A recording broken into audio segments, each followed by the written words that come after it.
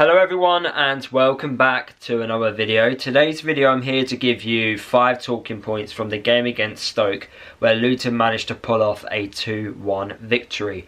Before I tell you the 5 things which we learnt from the game, can we drop a like on the video? Let me know in the comment section of the video what you learnt from the game against Stoke, and if you're new to my channel please subscribe, it is free to do so. So the first talking point which I do want to talk about is about the Morris and Elijah Adebayo striker partnership. I've been heavily vocal on this for quite a long time, talking about Elijah, the positives and negatives of the way he's been playing, and the same with Morris. But I think more recently I've been a little bit more critical of Morris, and the reason for that was because prior to the Stoke game he only had 1 opportunity in 3 league matches.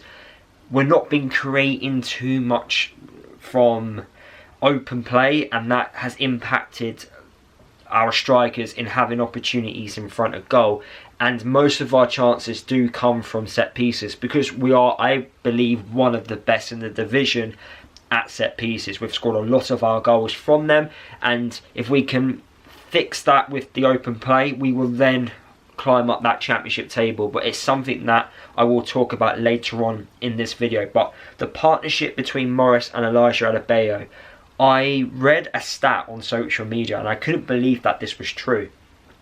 In yesterday's game against Stoke, Elijah and Morris of course scored the goal in the match, and it's the first time that's happened where we've actually gone on to win it. The other 3 occasions when they've both scored in the same game, we've actually not gone on to win the match. But yesterday was the first time we've actually done it. I thought that was an absolutely insane stat. Of course, it happened against Coventry, we actually went on to lose that, and then it's happened 2 more times as well. So I thought that was absolutely crazy. But both players I thought had a really good performance, both having opportunities, and that's the thing that's not been happening frequently.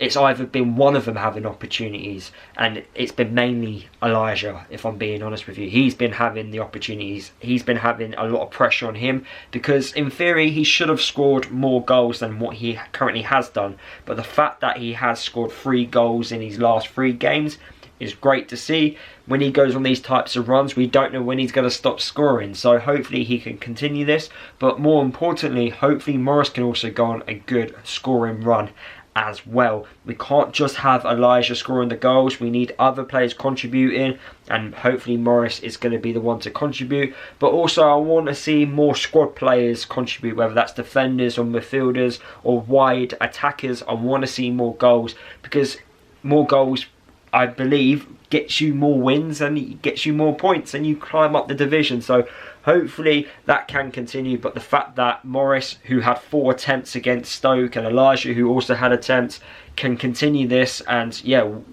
we have more chances of winning games of football. Moving on to talking point number 2, and I do want to address the left wing back spot and also the right wing back spot. I was vocal about this in my match reaction after the game, and if you haven't seen my match reaction please go and check that out.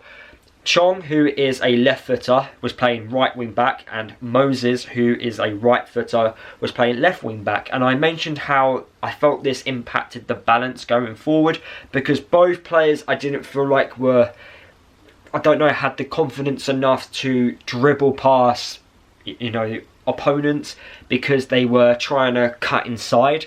And also when putting crosses into the box, both players were cutting inside to use their strongest foot, and Chong was doing this more frequently than Victor Moses.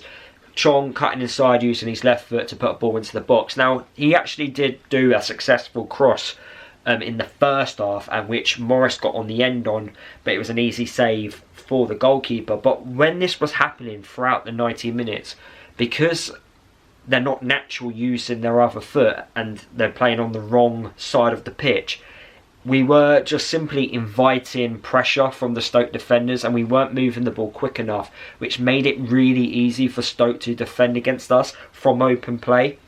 Now, Edwards mentioned after the game that the reason why Victor Moses was playing on the left hand side was because they felt he could deal with the double attack from Stoke, because Stoke's right side of the pitch, their right winger and also their right wing back were very attacking, and I guess the team and the way the coaching staff felt was that Moses was probably better to defend against those two players rather than Chong, which I understand the thought process behind that, but when you do that, you're then taking away, I think, Chong and also Moses' biggest assets in going forward. And I felt if you're going to do that, then you should have just changed the style of play, just changed the formation, which could have fixed the balance going forward. It's alright relying on set pieces to help us win a game of football, but I felt Stoke were kind of there for the win. You know, the way they didn't like to defend, they looked quite nervous, and I don't think they liked the aggressive aspect of us and the way we like to play. So it just came across to me that we were being a bit too cautious rather than being positive, especially being the home side. So that I felt was quite interesting to hear. But against a Blackburn side who are doing a lot better than what people think, I don't think you can afford to do that against a team like them, because Stoke, I think, are a really poor side. Moving on to talking point number 3, and it does kind of reflect what I've already mentioned so far, and that is trying to be a little bit better from open play. Now, I don't know if it's because we've got a makeshift, backline where we're unable to really properly build from the back, and that impacts the way we create opportunities, but it's something that definitely does need to be addressed, because throughout the whole of this season, our open play XG isn't as good as a lot of other championship teams. We are really relying on our set pieces, and when we do come across against teams that know how to defend against those, we do struggle. And we saw that against Swansea last Saturday. They were very good in handling the way we like to do our set pieces, and we came a little bit stuck, and we were kind of like waiting for Swansea to make a mistake, and that's how we actually got our goal. Stoke, they weren't great at set pieces, and we fully took advantage of that. They looked very nervous, but open play, it needs to get better. We need to be creating opportunities, and that needs to be better when the balance going forward. Like I mentioned with the wing-back situation, is our attack going to be better when we've got players playing in a natural position? That is something we've got to try and find. We've got to try and find the right balance. And when we've got players out injured, I just feel like it kind of just makes sense to play players to their strengths and maybe just change the formation and don't carry on playing the way we've been playing, because we don't really have the players to do it. And that kind of moves on to talking point number 4. Because we've got so many players out injured, one player in particular I do want to give a massive shout out, and that's Tom Holmes. I wasn't impressed with him in pre-season. He looked he looked really slow, he looked miles off it, but he's now come in and he's fully taken advantage of his opportunities. I wasn't too happy the fact that he got sent off against Coventry, but I knew he was playing with a knock. Still no excuse there, but the last couple of games he's really is showing that leadership, and in my opinion he's the closest player we've got in our team to our Tom Lockyer. The way he communicates on the pitch, you actually see him guiding players around him, which is something we haven't seen that often before. He puts his body on the line. For a big lad, of course he isn't the greatest with the ball at his feet, but you can tell he's trying, and that's the most important thing. You can tell with him he's trying to play the way which Edwards wants to play. I see him put in like crosses into the box. I see him diving into challenges. It's really good to see, and he's definitely someone who you look at and goes, he loves defending. And then finally, moving on to talking point number 5, and I did address this towards the back end of my match reaction against Stoke, and it's the no substitutions.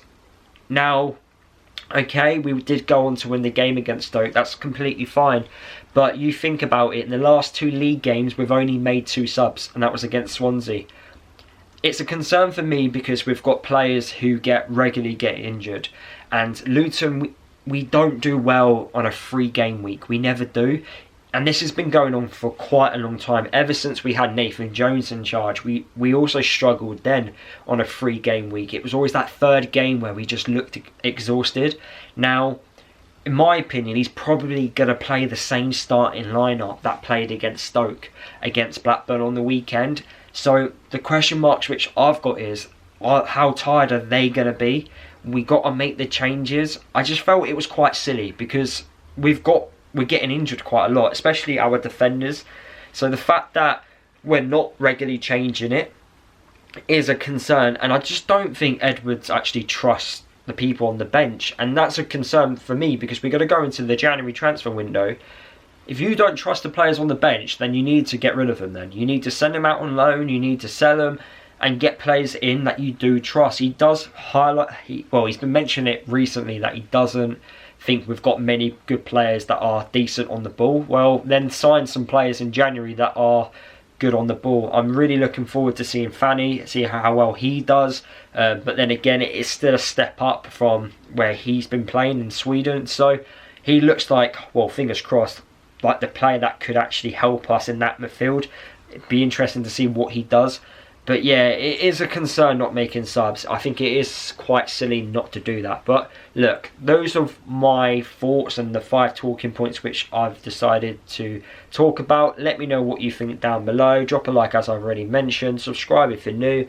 And yeah, I'll see you in a future video. Don't know what the topic's going to be, but I'll figure out. And hopefully, you know, Luton can continue and play really good football, and we get the 3 points against Blackburn on the weekend.